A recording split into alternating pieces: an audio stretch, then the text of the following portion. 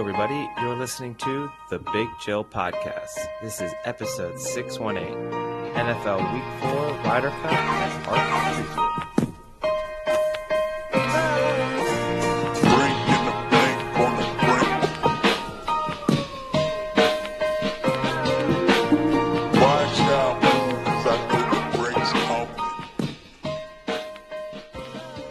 Hello, Big Chillians, and welcome back to the Big Chill Podcast. I'm Frank, joined as always with Eddie.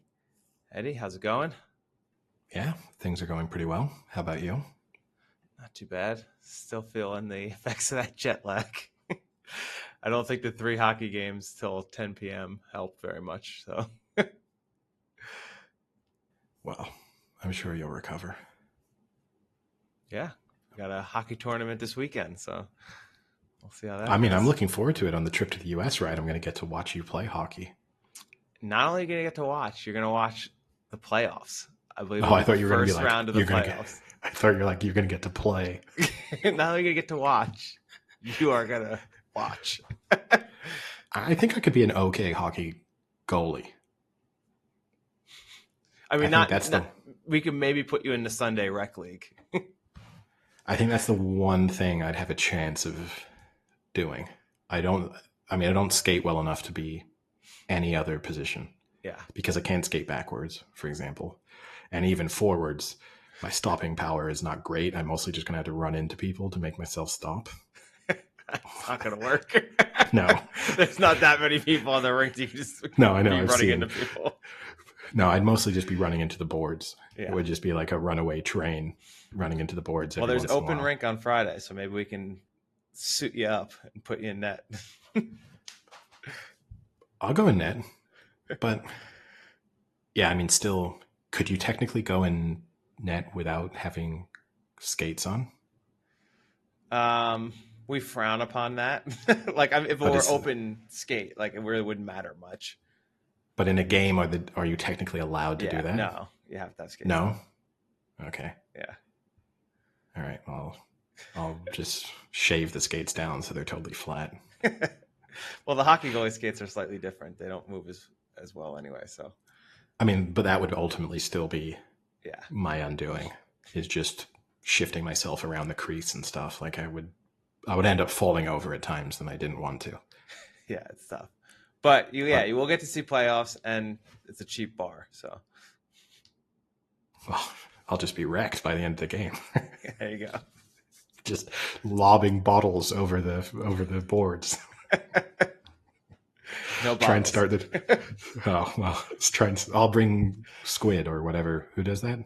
Pittsburgh, Detroit. Detroit. I'll just bring some dead fish and lob it onto the octopus. Non-ice rink. Just rot away mid-game. Yeah, it was actually quite the controversy. Yeah, last night we had a little bit of a skirmish with 2 of the players and some ejections, some of then off the rink skirmish following it, and it was, I could be a goon. I could be that. I could do, but it's tough to be a goon when you can't really skate, and then there are bigger people there that can skate. That's all right. I'll just wait for my opportunity. The team will be losing, but eventually I'll land one. Yeah. Well, Eddie, I actually have a little BuzzFeed quiz for you. I'm not going to tell you what this is for. I just want you to answer, and then I'm going to tell you something about yourself. Okay, are you ready?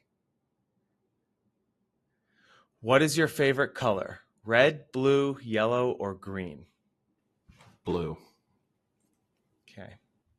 What's your this fitting? Answer honestly. What's your dream vacation destination? Colorado, New York City, Hawaii, Arizona. Hawaii. Okay. What's your favorite drink at a sporting event? Soda, beer, coffee or hot chocolate, or water? What a terrible options. I love when I go to a football game and have a hot chocolate. It would be beer. Okay. What's your go-to snack at a sporting event? Hot dog, popcorn, nachos, or peanuts? I'd be happy with all but peanuts there, really, but I would probably say hot dog. Hot dog. Okay. What's your favorite season? Fall, spring, winter, or summer? Spring. Okay. Wow, the listeners are learning so much about you. Are you creating my dating profile? Last one. If you were to date a man. Oh, you are creating my. What's your ideal seat location at a sporting event? Suite, club level, like in the center, end zone, or like on the side, like goal, or upper deck?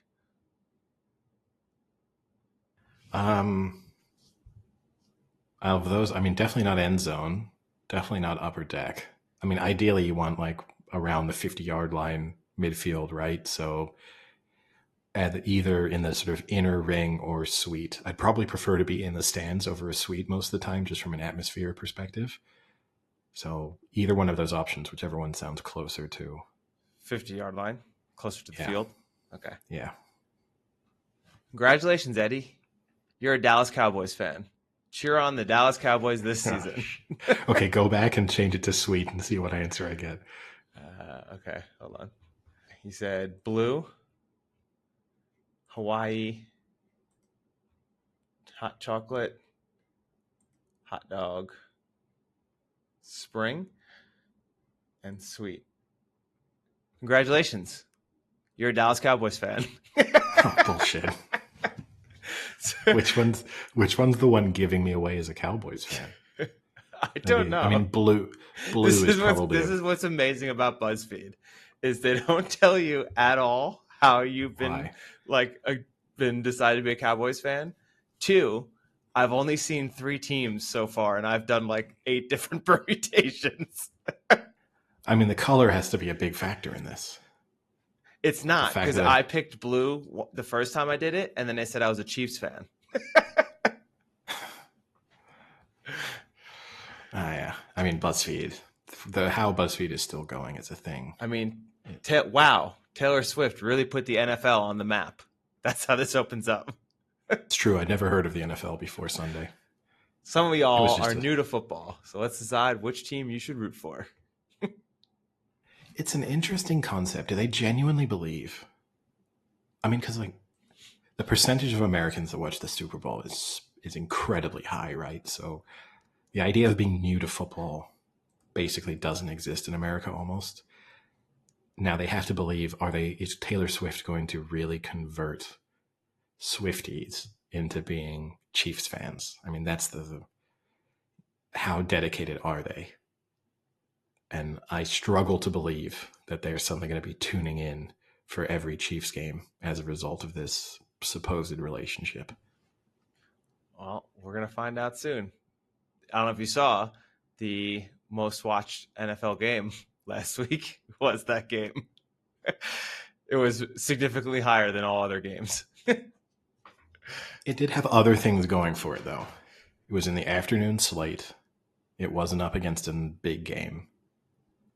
Sunday night and Monday night football were not great in terms of, they weren't must-watch games. So the Thursday night, though, is slightly surprising. That's 2 big fan bases. Niners, Giants, yeah. It's true. But it's still Thursday night. But, yeah. Well, before we get on to the NFL, Eddie, I saw Blackburn moved on and now are set to face a friend of the podcast, fellow team. Are there plans in the works already, Eddie, for a Rovers-Chelsea viewing co-party? I got a text message from Ollie right after the draw saying, should we go to the match in the away end? And I would normally been totally down for that. However, it's the day before I'd be flying to the US. What a way to start the trip. I think that might just overcomplicate the logistics slightly. So had it not been for that fact, I definitely would have been there. But it's a nightmare from a planning standpoint. Wow. Is there replays in the FL Cup? No, League Cup is extra time penalties. I don't actually know when extra time, at the moment it's just penalties. I don't know when extra time actually kicks in. It might not be until like the semis or whatever. So it's probably still straight to penalties at that round. So no chance of I mean, here's the thing is, I'm going to be in the US for a month. I'll still be even if there were replays, I'd still be in the US then. So unfortunate timing, I guess. Also, look, Chelsea are going to beat Blackburn. And see, but I love that you're already putting this out. This is a win-win for you. This is a worst case scenario for Ollie here. It is. I mean, barring them winning like 7 or 8-0, yeah, there's kind of no, and even that wouldn't stun me because Blackburn can't defend to save their lives. Like they won today 5-2. That they don't keep clean sheets, so everyone scores against them. Yeah, but Chelsea don't score. No, but they'll be a bit fitter and healthier by the time that match rolls around. So, yeah, I mean, and ultimately, the cup runs are kind of nice. And Blackburn have had a few in recent seasons that have been decent distractions. But, it's at a stage where you really want the team to try to compete for the playoffs, and the extra games do hurt you. So, in the same way, Manchester City lost to Newcastle tonight. Okay, I'm sure there's some part of them that thinks they have this shot at this sort of perfect season and winning everything. I mean, I guess technically they lost the Community Shield anyway, so that went out the window. But, they have these opportunities to potentially win, every major competition that they're in. But I'm sure they're happy that there's going to be a couple weeks where they don't have a midweek match, even if they were going to rotate and give other players a chance. And in the reverse, I think for Newcastle, he might have wanted to lose that match. I don't know, because the chances of winning a trophy now just got exponentially better. They did, but now they have Manchester United in the next round. That's an easy win. Which obviously they played in the cup final against each other last season. And I just think if you're Newcastle, you got bigger. Manchester United are in a situation where a League Cup run could be a nice distraction, where, they get to January and Champions League doesn't really look on the cards, and they can win a cup and make the season feel like more of a success, which they did last season. But for Newcastle, I think I think on the honest assessment from Eddie Howe and from everyone involved, I think they probably would have preferred to just have at least, one more spare Tuesday, Wednesday, potentially, a couple more. I don't think it helps them in any way. Any other sporting topics before we get on to our NFL Week 4 predictions? Actually, I have one more non-sporting topic. I Okay. thought this headline really caught my attention. Talk about clickbait. Passengers on overbooked Delta flight offered $4,000 to get off. I thought, fuck, I'm always on the wrong Delta flights. Yeah, it'd be interesting. I mean, I hope on my several flights I'm about to take as part of this rather mammoth journey, I will happily get off a plane if someone offers several $1,000s. How little would they have to offer Vasilis for him to get off? See, genuinely though, Vass, he would be the type of person who probably, if he's so looking forward to this trip, he would turn down outrageous sums of money. They'd be like, we'll give you $10,000 and put you on a flight in 6 hours. And he probably would still be, but that's 6 hours less of being in Hooters or, whatever calculation he's making. Where he can get off in the bathroom. So this was a flight from Boston to Rome. And it was $4,000 plus the hotel for the night. And then they would put you on the flight the following day. Yeah, I mean, I almost certainly take that. Obviously, I can that understand then pays some people. for almost all of your trip. Yeah, I mean, maybe depending on a week. If it's a week trip, And you're not being crazy. I mean, it is true. You might have arrangements that don't make that possible. You might be going for a specific reason or have other legs in your trip that, you're only in Rome for 2 nights and now you're eliminating Rome and you really want to see some things. I can get people turning it down, but they should never really struggle. The thing that hurts them, I suppose, is that most people will just be sitting there waiting for the number to go higher, which is what I would be doing. Yeah. Like, I'm not accepting 1,000. So people took a range from 2,000 to 4,000. It really sucks for those people that took the 2,000. Huge difference. Huge. Like, that's a huge difference. It's literally double. But it's not just that. It's just like psychologically, it feels like so much more. Like 2,000, you burn through it pretty fast. Like, a couple nights out or a couple things, a hotel booking, suddenly you get under 1,000 almost immediately. And then it feels like there's almost nothing left. That kind of psychological impact of like, shit, I've only got $650 left. That's nothing.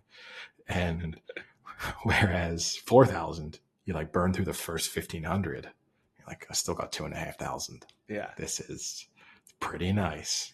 I wonder at what point too, people were starting to say like, I'm going to take it, but I don't want to take it until it gets high enough right before someone else is going to take it. Like, I bet you a lot of people were thinking 5,000.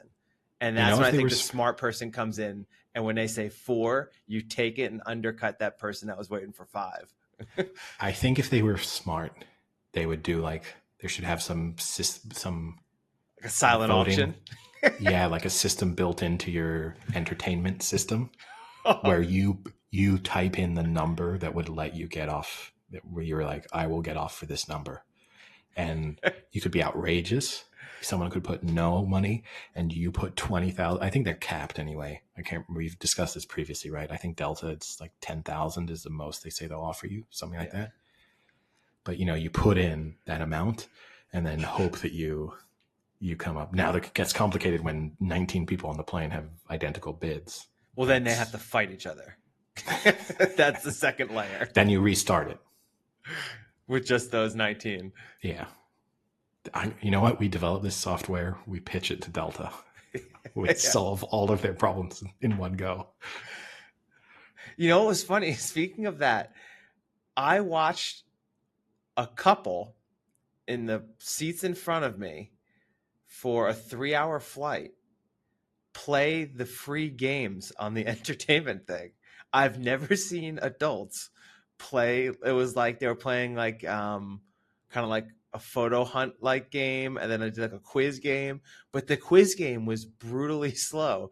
It would pop a question up and then you pick the answer, but then it would give you 30 seconds. So they would pick it in the first 5 seconds and then just sit there, or it'd be like 21, 20, 19, 8. And I was like, are you guys kidding me right now?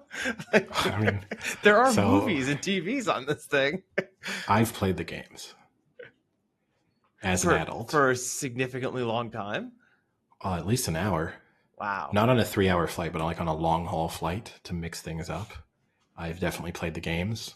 I've really tested them out, seen which ones are fun. I also saw a pretty good video that someone took where he was playing the Battleship, because some of the games are fun because you're playing other people on the plane. Yeah. And he was playing Battleship against a guy who was sitting like one row in front of him and he could see his screen. So he was just destroying the guy. That's pretty good. But hey, if I'm on a flight with Vasilis, we'll just play the games the whole time. I would not want to be on a flight with Vasilis for an extended period of time. I'd rather fly with like newborn, like triplets. I wouldn't mind being on the flight with Vas. My bigger issue would be everything surrounding the flight. Getting to the airport, going through security, dealing with a layover. Oh, God. Like, I don't think he would understand the concept of the layover. Like we have 90 minutes, but we have to board. Like we have to get, okay, well, I'm going to just go and do this. Like you're going to end up missing the connecting flight for sure. But all right, should we do our predictions for week 4 of the NFL? Let's do it. All right, well, obviously we missed our predictions for last week, so our accounting system for our picks is I did Struggling. really good last week. I actually, because I'm in a confidence pool, so I at least have to put in my picks. It's only money line, not against the spread, so it's obviously a bit different.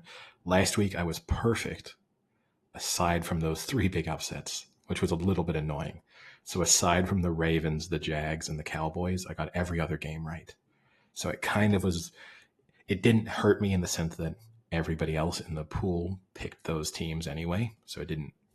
Yeah, I yeah. still had a great week, but it was disappointing because having a perfect week would be quite cool, and I obviously did not achieve that. But we kick things off Thursday night football with a divisional rivalry. We have the Lions at Packers, and the Lions are 1.5 point favorites.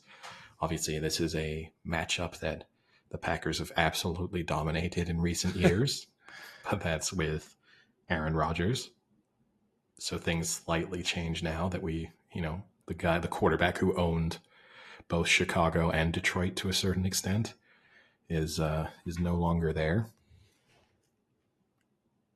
I'm a little torn on this because I don't think the Lions are all that much better than the Packers, and the Packers at home, I think that's actually one of the few instances of genuine home field advantage. And so to have them be, it's tempting with them as an underdog to pick them, but I'd love them to be like if they were 3.5 points, I would definitely take it.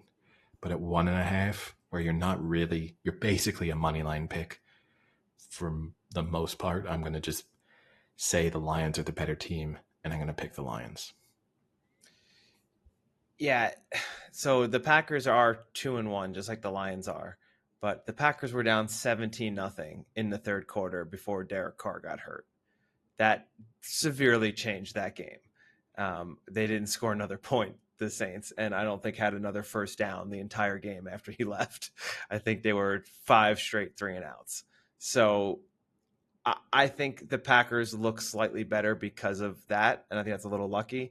I just think the Lions are a better team. I think their defense is better than the Packers' defense. The Packers also, their other big win is against the Bears. And again, I think we said a few days ago, I think you and I could put together a team that could beat the Bears at this point. So I'll go with the Lions. Although it's a decent Thursday night game again, at least on paper. Like it's watchable. I will seek out to watch that game. You definitely have to watch at least the first half. Like it's a quality enough game where you just have to check it out and see if it's competitive and decent. So yeah, I agree with you. It's not one of those where okay, I can actively ignore this Thursday night game. Up next, first international game of the season.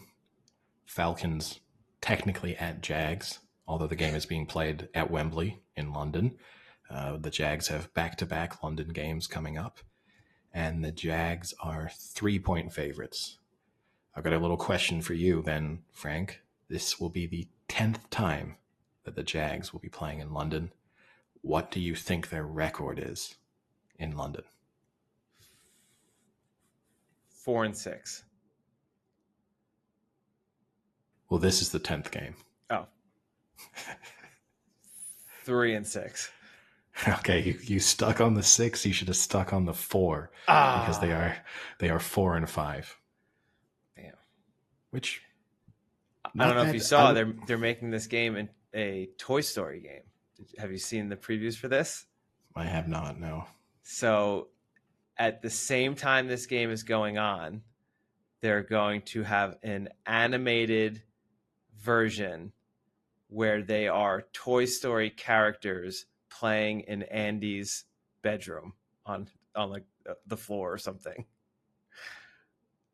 I don't know how it's going to work.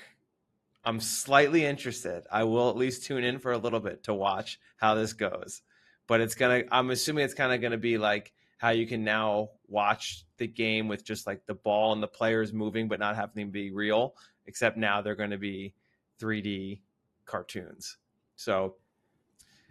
But they're going to be Toy Story characters. Or they're going to look like Toy Story characters. Okay. Because there, I think there'd be almost a degree of like politics as to who gets to be which character. Yeah. Who gets to be the racist Tim Allen, Buzz Lightyear? Well, I mean, because you'd either have to do, presumably in that scenario, one quarterback has to be Woody and one has to be Buzz Lightyear. Yeah. And then, but if you're a wide receiver who gets given like a kind of tertiary character, you'd be Megatron would be great, like T-Rex. Yes. But once you get down to like, oh, you're just like one of the army men, then you'd be like, okay, great. You do not think I'm going to have an important role in this game. Yeah, I'm not exactly sure how that's going to work yet. But all that being said, I'll take the Jags to win and to cover. I'm still not sold on the Falcons. It looked like in that last game, once their run game was kind of shut down a little bit and they were forced to throw it against the Lions, they really couldn't do much. So, yeah, I'll go with the Jags. Yeah, I'm not a big believer in the Falcons. I think, the Lions shut them down in that game pretty fast. As you mentioned, I think they were lucky against the Packers. Like, that's a game they really should have lost. And I put almost no value in their win over the Panthers because I think the Panthers are one of the worst teams in the NFL. And I'm not going to put the Jags in the category of good team bouncing back, but they're a somewhat good team playing a bad team. So I expect them to bounce back. So I actually think this line is a little bit of an overreaction to the Jags' performance last week against the Texans. I think they should be 5 or 6 point favorites here, really. So I really like the Jags in this. So the Jags to win, the Jags to cover. Even with Trevor Lawrence? Even with Trevor Lawrence. Wow. If he would just cut his hair, I'd be fully on the Lawrence bandwagon. Then this, unfortunate in a sense, not to be game of the week, but it's a nice divisional rivalry, two good teams, Ravens at Browns, and the Browns are 3 point favorites. I think I'm gonna go with the Browns to win and to cover. Their defense just looks so good right now. The Ravens still have some injury problems. It definitely showed last week. That's a tough loss against a not so great Colts team with Gardner Minshew. So I'm not sure who's going to be back yet from that standpoint, but just right now, I think the Browns defense just looks really good. And if Deshaun Watson continues to improve, he definitely looked a lot better last week than the previous 2 weeks. I think they can keep up with the Ravens and keep it a low scoring game and kind of win by a field goal at the end. Yeah, I'm a little torn because obviously the Ravens did not look great last week. The Browns looked very good. And it's just both of these teams are in a situation where it's difficult to know which game you put the most weight on from what we've seen of them through 3 weeks. Because up until last week, the Ravens kind of looked like one of the best teams in football. The Browns did not really look like a playoff contender, aside from maybe their defense. And then last week, their defense stepped it up a further notch. And, the sort of more open approach to their offense seemed to suit Deshaun Watson. I feel like the Browns are one of those teams that over the course of a season, I pick incorrectly about 7 times. I fear this might be one of them, but I will take the Browns to win and the Browns to cover. Up next, we have the Bengals at the Titans, and the Bengals are 2.5 point favorites. I suppose in this, the continued assumption is that Joe Burrow is playing, which feels like there's an element of risk involved in this still. He didn't look fully healthy on Monday night, and it feels like at some point in the next couple of weeks, he's probably going to have to miss a game if he doesn't want to just play the entire season slightly hobbled. But then at the same time, the Bengals are not in a complete can't lose, must win situation, but they're not far off it. They did not look great on Monday night. I really do not think the Titans are particularly good, though. So I will take the Bengals to win and to cover. Yeah, I'm with you. I'm going to take the same. They already have a through line in the Cleveland Browns. The Bengals lost 24-3 against the Browns, but the Titans lost 27-3 against the Browns. So an extra 3 points right on that spread. But no, I think the Bengals, yes, they didn't look great, but they looked better. They at least were able to get chase the ball a lot. And I think that's the key to their success. So that'll continue. All right. I don't think there's ever been a game in the history of us doing the predictions where this sound has been more deserved.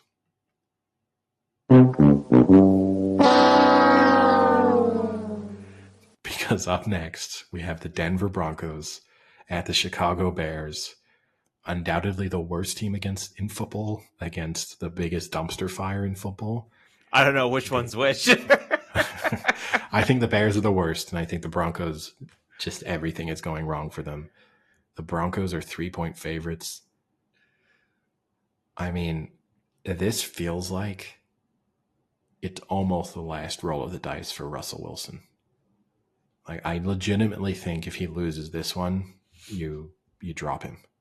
Because at that point you're unless, of course, they are in tank mode and they think the best way of tanking is with Russell Wilson playing.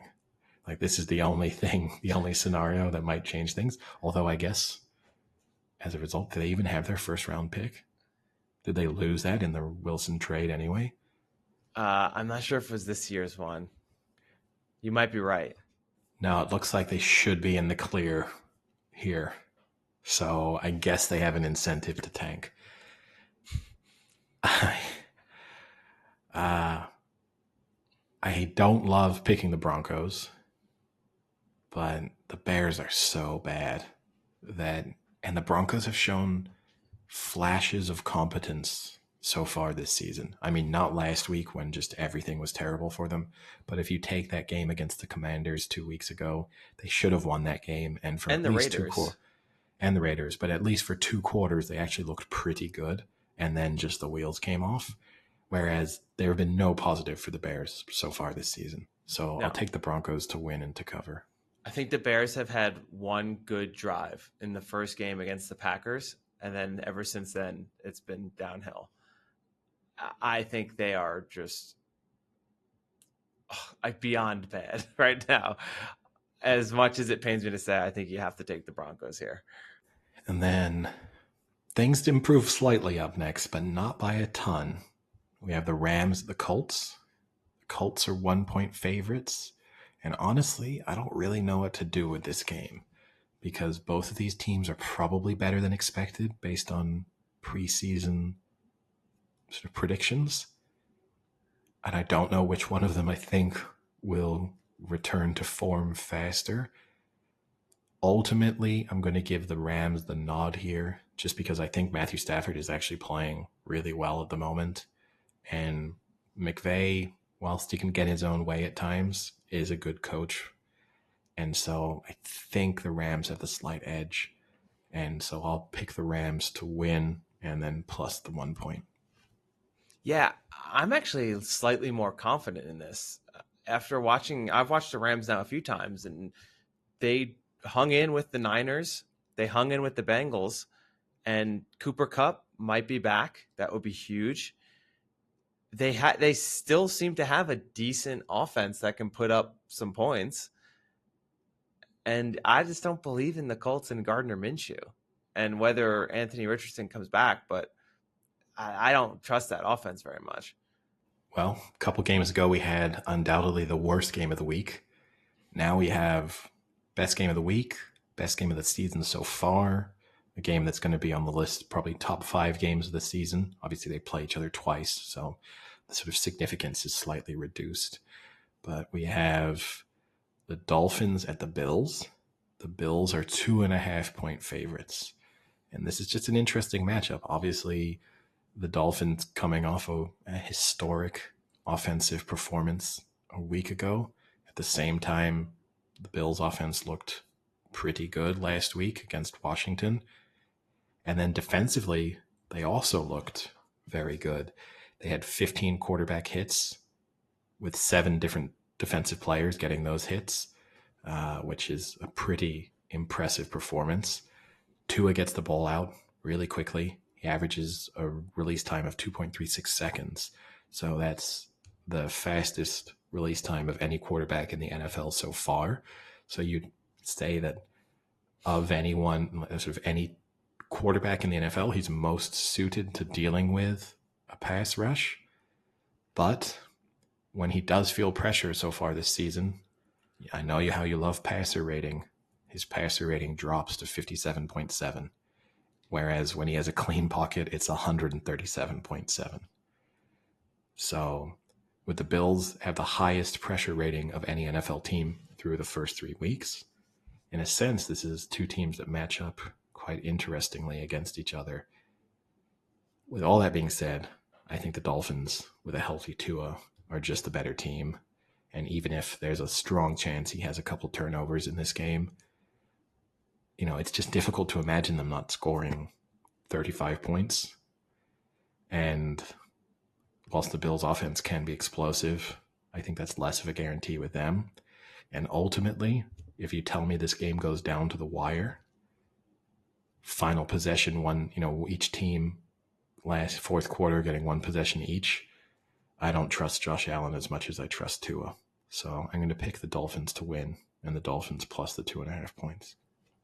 Yeah, I'm going to keep it simple. I think the eye test here is Dolphins all the way until I see them struggle in the slightest on offense. I have to go with the Dolphins. It could be a shootout like it was with the Chargers, but kind of like what you said, I just think if they have any chance with the ball at the end of the game, they're going to drive down and they're going to get the points they need. So I'll definitely take the Dolphins to win here, and I'll happily take 2.5, even though I won't need them. Okay, confidence. Kind of thing that Tyreek Hill would probably say. Well, actually, Tyreek Hill would say he wants to be a porn star after he retires. I don't know if you saw that. I didn't see that. He's such a jackass. That's what he said. He was doing when he was who the hell was he playing? He was playing Mike Evans on a video game, and they were live streaming it. And he said that, and then they were joking. He's like, "No, I'm serious though." And then the next day, he was like, "Guys, I was joking."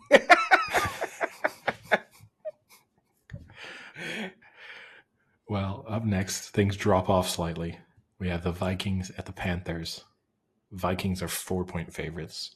And I have to say, it's that time of the year where I just pump Kirk Cousins into my veins.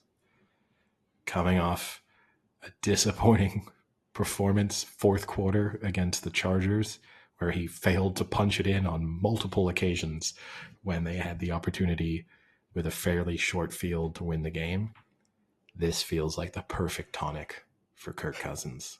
Just up against a pretty bad team, a chance to do what the Vikings love to do, which is score a bunch of points against mediocre opponents and have everyone talking about them again. As we discussed on the last episode, he's leading the league in passing yards. I think he'll maintain his advantage through this week. I guess the one question, I haven't looked at this actually, what is Justin Jefferson's injury status? Because obviously he was a little bit hobbled at the end of that Chargers game. Is he expected to play? Looks like he is not on the injury list. So good to go.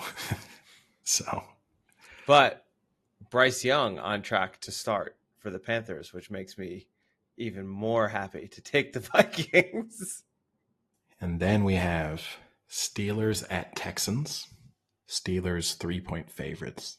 And to me, kind of going back to the overreaction in the Jags line, I feel like this is the biggest overreaction of the week.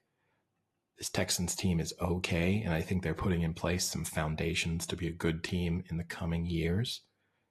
D'Amico Ryan's impressive coaching performance so far. Looks like they have a decent, prospect in place in the quarterback position. They have some nice players surrounding that, but still they kind of suck. And this Steelers defense is legitimately good. Not elite, but legitimately good. And their offense is competent. So I will take the Steelers to win and to cover. Yeah, so going back to the Vikings game real quick, I didn't get to say, I think this is the start of their playoff run right here. one win at a time, starting in week 4. We'll see the Vikings in the playoffs. But I agree with you. As much as it pains me to say, I think this is a slight overreaction. I don't think the Steelers are better than many teams, but I do think they're better than the Texans. I wouldn't stake my life on it, though, just because I don't trust Kenny Pickett, and C.J. Stroud seems to be playing pretty well very early in his career already. So I'll take the Steelers to win with the points, but this is a stay-away game for me. And then we have the Buccaneers at the Saints, and the Saints are 3-point favorites. I'll be pretty quick on this one. I don't think either of these teams are particularly good, but I do think the Saints are slightly better, so I will take the Saints to win and to cover. I kind of see a similar outcome as what we saw from the Saints playing the Panthers a couple of weeks ago. I think this fully rides on Derek Carr, who's day-to-day. He has that AC joint sprain, which we had to hear for 3 days now already, or how many days he's had this injury. Every athlete on every media coverage tell them what it's like when they had an AC joint injury. It's fucking annoying. I get it. I don't need to hear every person tell me what an AC joint sprain feels like and how it's painful and you don't know day to day. But Carr says, if I can play, I'll play. That isn't a ringing of sign of endorsement there. So I'm going to stay away from the Saints here and think he's not going to play because they looked atrocious without him. So I'll take the Bucs with the points here on the guess that Carr will not be 100%. Not a dumb move. And then rounding off the early slate of games, we have the Commanders at the Eagles. Eagles are 8-point favorites.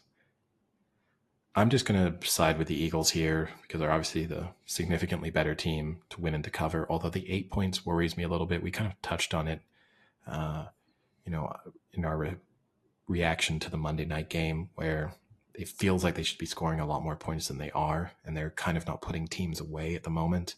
And so an 8-point spread, I could see a scenario in which the Commanders are never really in the game, but end up losing by 7 points or something. But I just don't like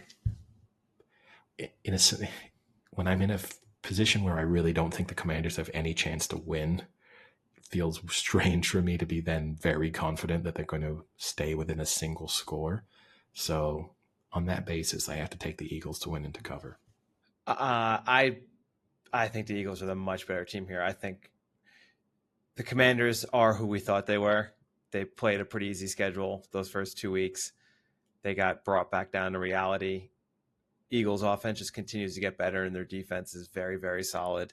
So I'll take the Eagles here, and I'll take the Eagles -8. And then we have the Raiders at the Chargers. Chargers 5.5-point favorites.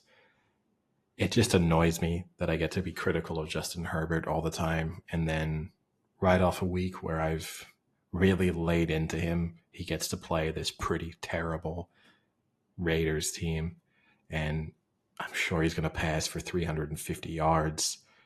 I'm sure he's probably going to have no turnovers, 3 or 4 touchdowns, and you're going to be telling me how impressive he was yet again. So I will take the Chargers to win and the Chargers to cover. Yeah, Eddie, you just said it for me. Everything you said is going to be true because it's true. All right. There we go. Then we have the Arizona Cardinals at the San Francisco 49ers, the biggest spread of the week. The Niners are 14-point favorites. Woo! 14 points. Oh, boy. I think you can make it 20 points, and I'd still take the Niners here. Don't be fooled by what the Cowboys put up against the Cardinals. From what I saw, Cowboys, I thought they were the better team in that game, and they should have won that game. A couple of stupid mistakes, and I think that's definitely a 10-point swing the other way. The Niners don't make those stupid mistakes. They'll just continue to play the game that they play well, which is run the ball down your throat, let Brock Purdy hit these little dump-off passes to be a game manager, and just let that defense suffocate Dobbs. Yeah, I mostly agree with you. I think the Arizona have kind of ridden their luck to either be sort of efficient in games or winning the game, as the case was. The inefficiencies that the Cowboys had in the red zone, I don't think the Niners would have similar struggles. There were some fluky plays as well that went Arizona's way. So 14 points is a lot historically, right? We say this all the time. History would tell you, take the 14 points. Like most teams, you'll end up, with the Niners winning by 12 and you manage to win that bet. But I cannot pick the Cardinals with any degree of confidence. So I'm going to take the Niners to win and the Niners to cover. I mean, they also have a through line in the Giants, who beat the Cardinals 31-28, and then the Niners beat the Giants 30-12. So, yeah. And then we have the Patriots at the Cowboys. The Cowboys are 7-point favorites. I think everyone in the world knows what your pick is going to be for this game. So why don't you tell us why the Cowboys are going to win by a ton of points? I think the Cowboys are win, but I think the Patriots are going to cover the spread. The Patriots 5-point loss to the Eagles, 7-point loss to the Dolphins, which doesn't look so bad right now. You're coming around, Frank. I'm not coming around. I don't think they're a good team, but I think they can keep it close. And I think they'll keep it close against the Cowboys. I think the Cowboys will win, but not by more than a touchdown. Well, you know what they say. When Frank Duca starts getting on a bandwagon, you hop right off it as fast as you can. So I'm going to take the Cowboys to win and the Cowboys to cover. Based on what you just said, I would take the Cowboys minus 20.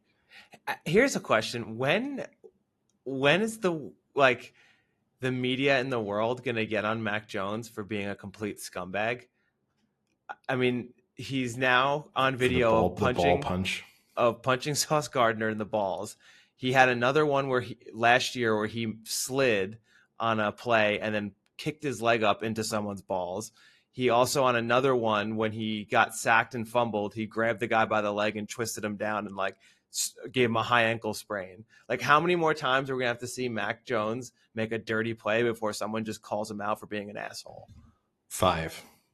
5 more? Yeah, I don't know. Was it a rhetorical question or did you want an actual I want an actual answer. I mean, how many does it take? 8 in total. 5 more. And then he's the Ndamukong Suh of... Ndamukong Suh did one little thing. Well, he did more than that. But yeah, he built his reputation instantly. And then we wrap up the Sunday slate of games. Obviously a long day, with a London game through to the Sunday Night Football. That's you love the 7 hours of uninterrupted football. Sunday, you're going to have, if you wanted, I don't know, what is that, 14 hours of uninterrupted football? A lot. Although some interruptions, I guess, for the first and the last game. You got the Chiefs at the Jets, and the Chiefs are 9.5-point favorites. We have to assume that Taylor Swift will be in attendance.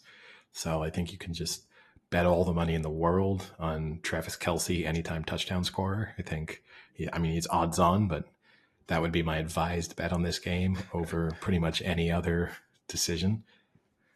The Jets things seem to be going from bad to worse. Even the things we expected about them to be good aren't really all that good. I'll take the Chiefs to win and to cover here. Do you want to take a guess at who has the worst QBR in the NFL? Is it Wilson? Nope. Okay. You tricked me. You set me up for the typical Frank move. Russell Wilson. No, Justin Fields. Okay, that makes sense. You know who's second? Wilson. Yeah. He's in glorified company with Fields, Tannehill, Kenny Pickett, and Bryce Young. He is not improving from week to week, from year to year. This team is dead in the water with him. And at this point, I just don't understand why this is the hill Robert Saleh wants to ruin his career on. I mean, he's a sub 500 coach as it is, and he's going to pretty much almost bet his job on Zach Wilson at this point, and I just don't understand it. I don't get, does Zach Wilson have like incriminating evidence on Salah that he won't give up the job on him? Like, just move on. Like, it's crazy. Last year they were willing to put Mike White in over him, but this year they're not willing to even bring in anyone in that could potentially somewhat right the ship. I don't get it, but I'll take the Chiefs here with the points. Speaking of all of those Taylor Swift conspiracy theories that have been swirling, though, did you see the digging that people did into the outfit that Travis Kelce was pictured wearing as he left Arrowhead Stadium? Oh, God, no. You didn't see this? So the matching denim sort of jacket, jeans outfit that he was wearing, it's named the 1989 bedroom painting suit by the Kid Super Studios, the company that sells it.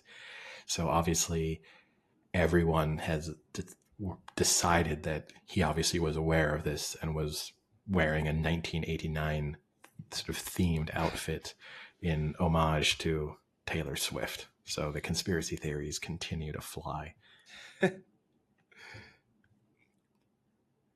I don't know. Did I make my pick for this? I can't. If I didn't, I'm taking the Chiefs to win and to cover. Yeah. Put it that way. And then we finish things off with the Seahawks at the Giants. The Giants are 1-point favorites. Obviously, you might have stronger feelings about this game. I think this is a generous line to the New York Giants, because I think the Seahawks are starting to show signs of what everyone expected them to be. And I don't want to read too much into that Thursday night performance, because I do think from them it was a really bad matchup against the Niners. But, against the Seahawks, you're still going to come up against a pretty good defense, an offense that moves the ball pretty easily, can run the ball down your throat. And I'm going to take the Seahawks to win, and the Seahawks plus 1 point. I don't get this spread at all. How are the Giants favored? I mean, their one win is 2 good quarters against maybe the worst team in the NFL. They do not look good right now. I don't think they played particularly well against the Niners. They held them to 30. Is that something to be proud of? I don't know. Their defense is just letting every first down up. It's not stopping. I think the Seahawks will win this, and I think obviously they'll cover. Well, that just about wraps everything up. Do you have a bet of the week that you would like to share? I do. I'm going to change it up this week, and I'm going to give a little teaser bet. All right. So those not aware of the teaser bet, you can tease the line however you want, traditionally 6 points. So I'll stick with the traditional 6, and I'm going to do the Dolphins, the Eagles, the Chargers, the Rams, and the Seahawks. That's 5 teams. That's 5-1. You get, so it's pretty good odds. So when that's all teased in the sportsbook I use, it would be Dolphins plus 8.5, Eagles minus 2.5, Chargers plus 0.5, Rams and Seahawks both plus 7. Nice. Well, I'm going to stick to what I know, stick to what's been working for me so far this season. I mean, we both have a 100% record so far. I'm going to give you I talked about the 15 hours of uninterrupted football. I'm going to give you the parlay accumulator to see you through an entire Sunday of football. You're going to kick things off with a Jags money line that then gets rolled onto Eagles money line, which then rolls onto Cowboys money line, which then rolls onto Chiefs money line. Gives you, I think, as long as you make it through the Jags, it's difficult for me to see where that bet loses. And as long as it makes it through the Jags, you then have hopefully a nice Sunday of rooting interest, which is all you can really hope for sometimes with a bet. Yeah, it's not bad. The Jags is a stretch. But I don't know if I trust the Jags, but I guess it's the first one. The nice thing about that, you lose, you rebet. Yeah. You haven't lost midway through with some legs in the books. So that's the nice thing. Now, I've got one NFL-related question for you before we wrap up the NFL portion. I was watching a YouTube video with a content creator who looked back on every draft since I think it was 2009 or maybe it was 2010 and looked at the number one overall pick and then said, who should that team have drafted with the number one pick in that draft? And actually, a decent number of times, they got the pick right. But the one that caused me the most intrigue was the 2012 NFL draft, in which the Colts selected Andrew Luck as the number one overall pick.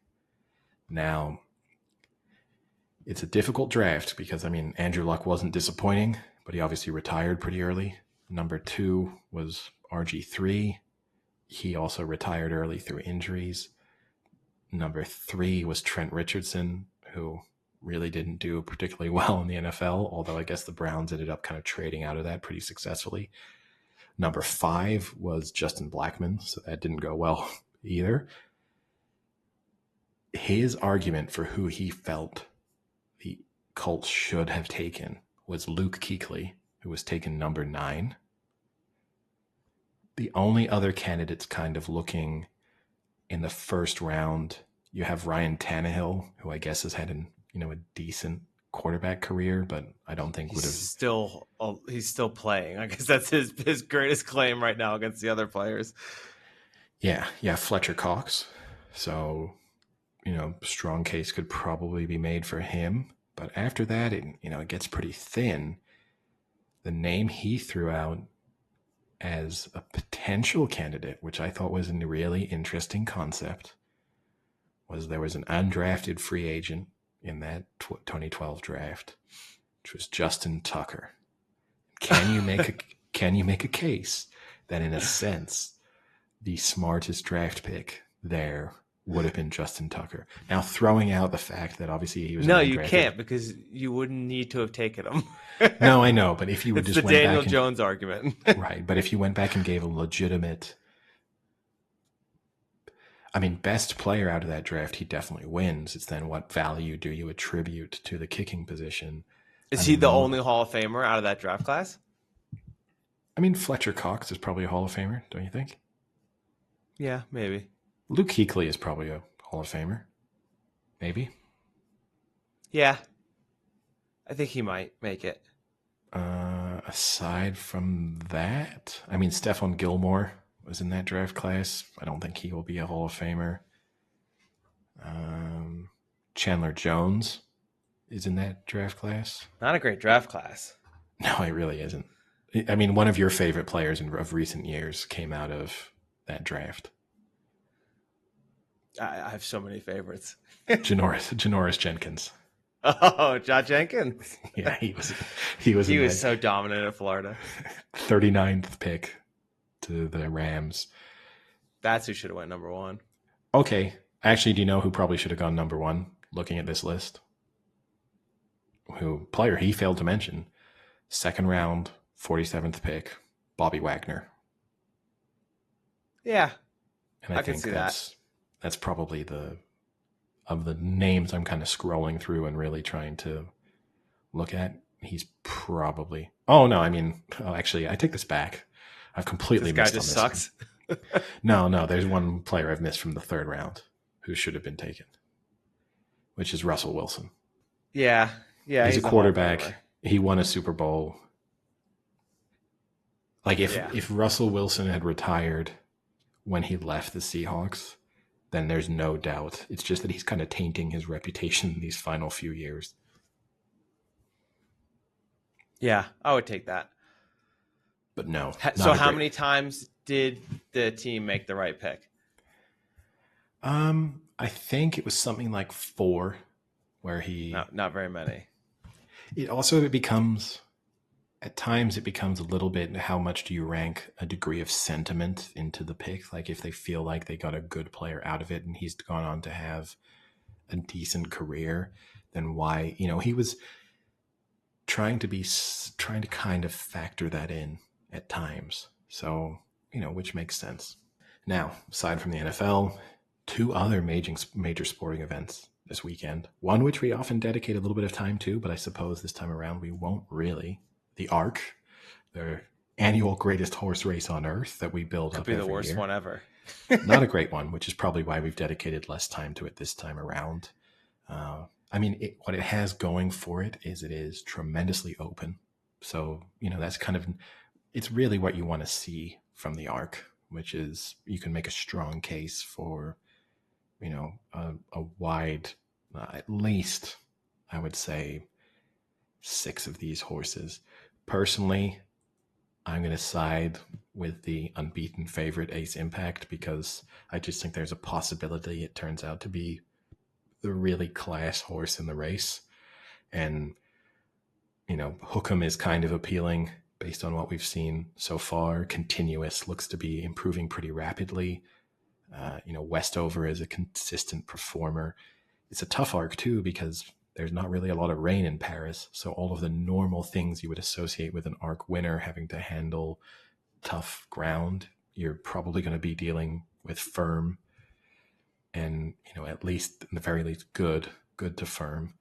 So it's not exactly the Arc that you normally think of, but I just think you just have, I also, as we always talk about, you kind of want superstars in racing, and an unbeaten horse winning the Arc would be a really nice story. Yeah.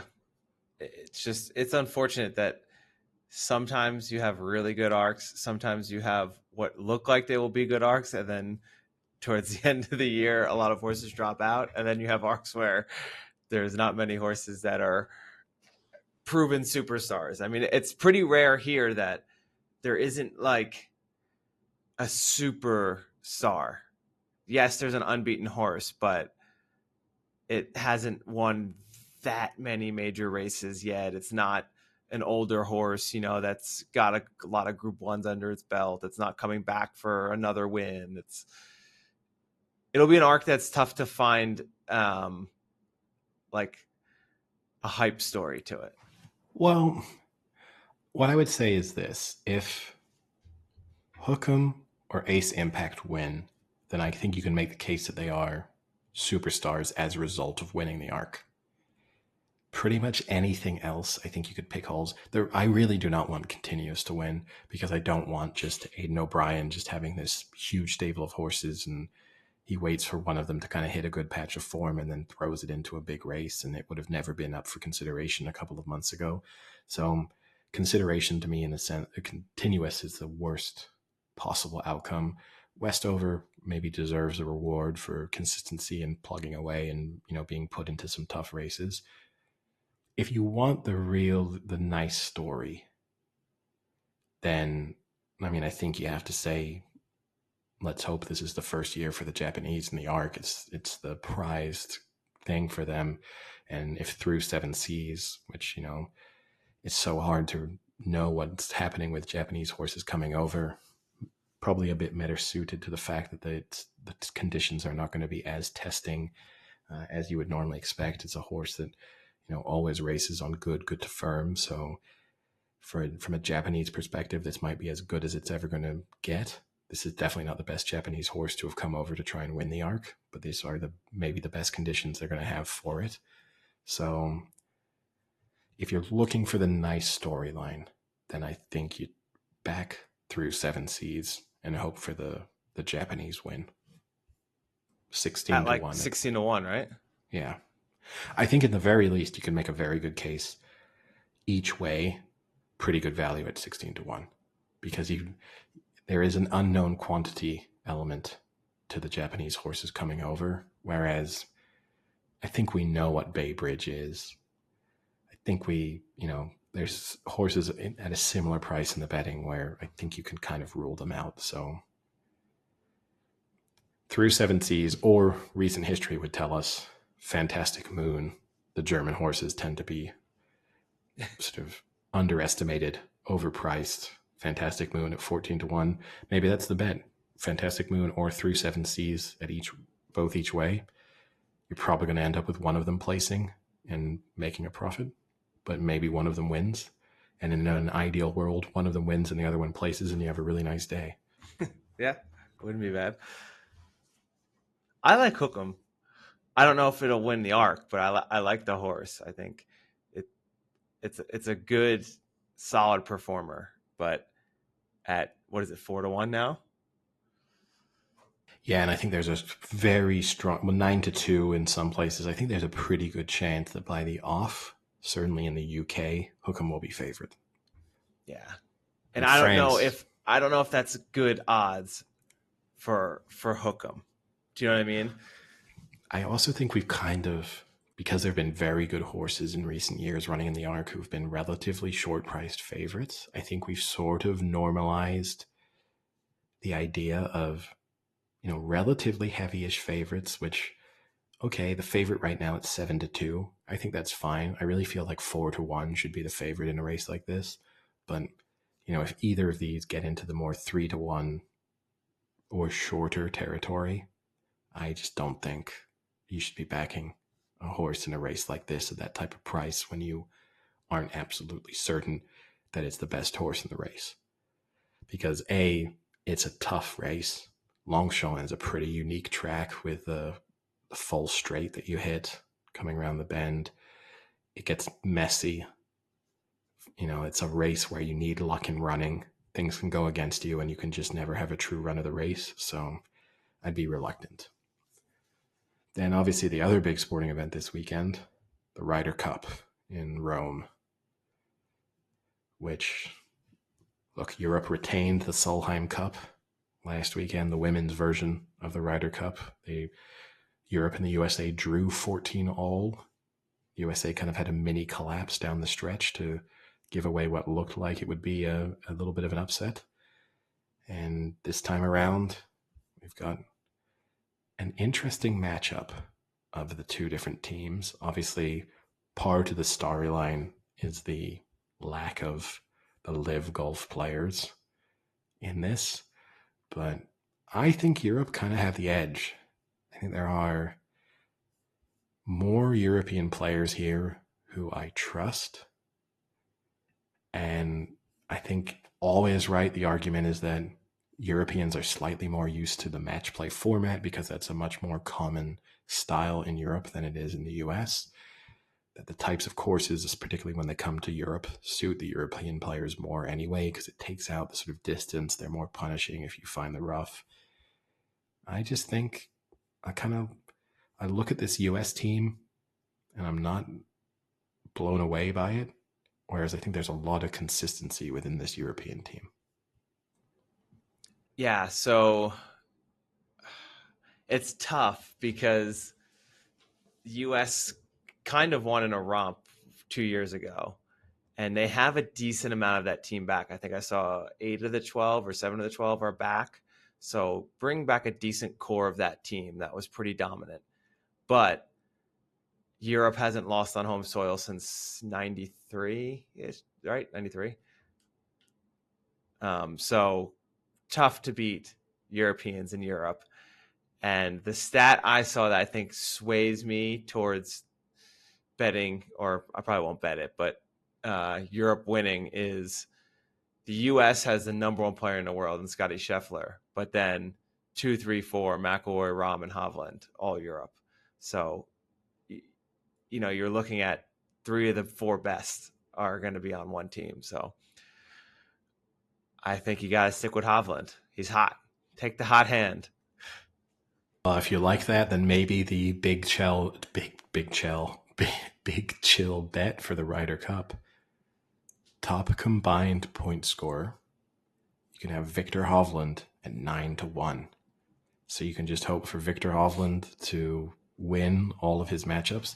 Obviously a little tough because it'll be a slight improvement from his rookie debut in 2021 where he was 0-3-2.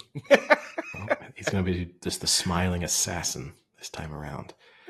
But I mean, it's always a risk when you do the kind of top point scorer bet because you need them to be selected. Obviously they all have to play in the singles, but aside from that, they don't necessarily have to be involved.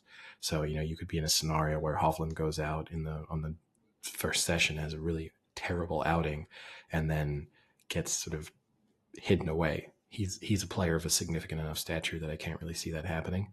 but it obviously isn't impossible. But I really quite like Europe this time around. I love the Ryder Cup. We know you like Europe, Eddie. No, we know you're anti-American. You don't have no, to but say for that. example, last time I had total confidence that the US would win. This time I really quite like the Europe's chances. The interesting thing, the little discussion that came out of the Solheim Cup, it's one that pissed off golf purists, was in the scenario where the Ryder Cup ends in a tie, which just means it ends and the reigning champions retain the trophy. Wouldn't it be more interesting if they had a playoff? How do you do a playoff in a Ryder Cup? You could. So the suggested possibility was then either you kind of restart. So obviously, because the final day is all singles, so then the first matchup go and play a one-hole playoff against each other. If that ends, if one of them wins, that's the end of the Ryder Cup. If that ends in a tie, then matchup number 2 goes and plays a one-hole playoff, and you continue and continue and continue until there's an outright winner of the hole. The nightmare to that, I could be, if they just never have a winner to a hole, you could be locked in for like a never-ending experience. But that is kind I of like unlikely. the idea of you match play singles, but each player plays one hole. Okay. And every player has to play before you can start repeating. But then after all the players play, you can repeat the same player as much as you want. So kind of like how hockey does the shootout. Like you have to have, so what, there's how many players on a team? 11, right? Is that right? 11? 12? 12. So the first 12 holes would be a different player. But then after that, from hole 13 on, the team can choose they want to send out, and it could be the same person every time. And it's match play format. I like that suggestion. However, the downside to that, right, is you'd have to restart that the next day. Yeah, I know, but there's so much thinking involved in that too, because it's like you have to choose who you put out for each hole, and then like who's best suited for the hole, but then who the opponent could be. Oh, that'd be really cool. But no, I mean, and this discussion pissed off golf purists because, which I think the argument they had, it's the dumbest argument, which is that's not the way we do it.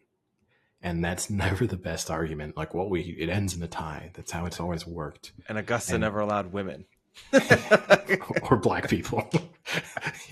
Just the way we do it. But like there's no, I get it that golf wants to maintain certain traditions. I like that. I like sports that do that. I like cricket. It maintains traditions. I understand you don't want to just sort of destroy your core fan base in the desperately seeking the attention of, with a new format or trying to be more exciting. I understand. But I don't believe there's a golf fan out there, no matter how much resistance they might have to the idea in the first place, who, if they then get told the Ryder Cup's just ended in a tie, they're having a one-hole playoff, winner takes all, who isn't immediately tuning into that and who wouldn't say at the end of it, that was some of the most exciting golf I've ever watched. I mean, it would just be, the intensity of that environment would be incredible. Yeah, that'd be cool. All right. Well, I guess with that, we'll call it a day. Sounds good. Cheerio. Talk to you later.